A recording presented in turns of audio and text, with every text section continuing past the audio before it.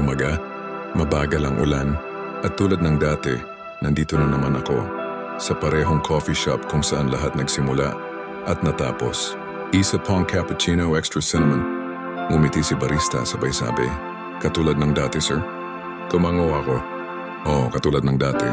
Katulad ng araw na una kitang nakilala. Ikaw nakasuot ng gray hoodie, may dalang libro at may ngiting hanggang mata. Naalala mo ba? Hindi naman talaga ako mahilig sa kape noon, pero simula nang lagi kitang nakikitang umuupo sa sulok, lagi na rin akong bumabalik dito. Hindi para sa kape, para sa'yo. Dito tayo unang nagkakilala. Isang simpleng "excuse me, may tao ba dito?" At isang wala po na sinundan ng pahiram ng asukal. At sa bawat araw na lumipas, unti-unting naging parte ng routine ko ang pag-upo sa tapat mo. Hanggang sa hindi ko na namalayang, kape na pala ang dahilan kung bakit tumitibok ang puso ko. Ngunit tulad ng lahat ng magandang kwento, dumating din ang araw ng pamamaalam. Lumipat ka ng lungsod, trabaho, oportunidad, mga pangarap, at ako naiwan dito, kasama ng amoy ng kape at mga alaala nating hindi ko malimutan. Akala ko tapos na, pero minsan talaga, marunong mangasar ang tadhana. Kasi kanina, habang nag-aantay ako ng order, may pumasok at ikaw yon. Parehong hoodie, parehong ngiti, pero may kasamang ibang lalaki. Tumawa ka, at sa isang iglap parang bumalik lahat. Ang mga araw ng tawanan, ang mga gabi ng kwentuhan, at ang mga pangakong hindi natupad. Napatingin ka sa akin.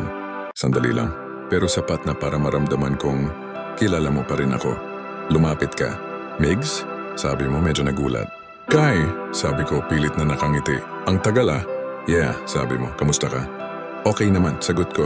Kasinungalingan. Tahimik. Naririnig ko lang ang tiktak ng orasan at amoy ng bagong giling na kape. "May kasama ka pala," sabi ko. Ngumiti ka. "Oo, fiancé ko." Para akong nilunod ng sariling cappuccino. Ngumiti ako. At sa huling pagkakataon, tinikman ko ang pait. "Congratulations," sabi ko. "Salamat," sabi mo sabay hawak sa kamay niya. Bago ka umalis, tumingin ka ulit sa akin. Yung tingin na parang gustong mag-sorry, pero alam mong huli na. At nang mawala ka sa paningin ko, tumingin ako sa mesa kung saan tayo dati nagkikita. May 2 baso ng kape ron. Isa para sa akin at isa para sa'yo. Pero ngayong umaga, ako na lang ang iinom.